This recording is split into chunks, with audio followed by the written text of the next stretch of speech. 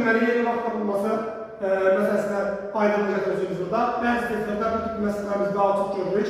A məntəqəsində, yəni 55 şəhər uzunluğunda yerli vaxtla saat 21:45-də havaya qalxan təyyarə 5 saatdan sonra B məntəqəsində, yəni 47 qərb uzunluğunda yeri enərkən saat neçə olur orada? İlk öncə biz A məntəqəsində saat neçə verirlər? 21:45. Təyyarə nə qədər hərəkət edir?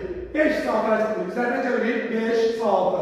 Eləyir burada 02:45.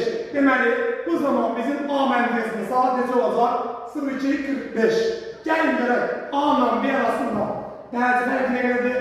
A yerləşir 55 şərq uzunluğunda, B isə yerləşir 47 qərb uzunluğunda. Məntəqələr fərqli yaxşı olduğu üçün və B məntəqəsi A'dan qərbə yerləşir üçün saat geri olacaq. O zaman biz 55 üzərinə görə 47-ni edib 102 dərəcə.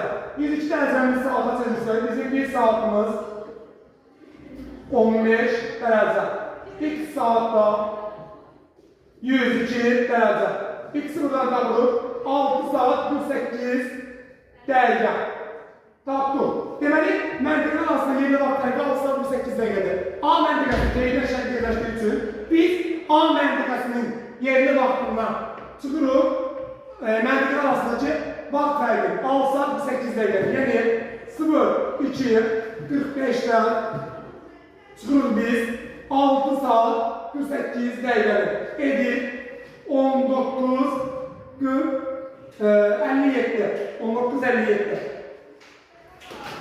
19:57. Deməli, bu zaman B məntəqəsində saat neçə olacaq? 19:57. Bu məsələdə diqqət edəcəyimiz məqam nədir? Təyyarənin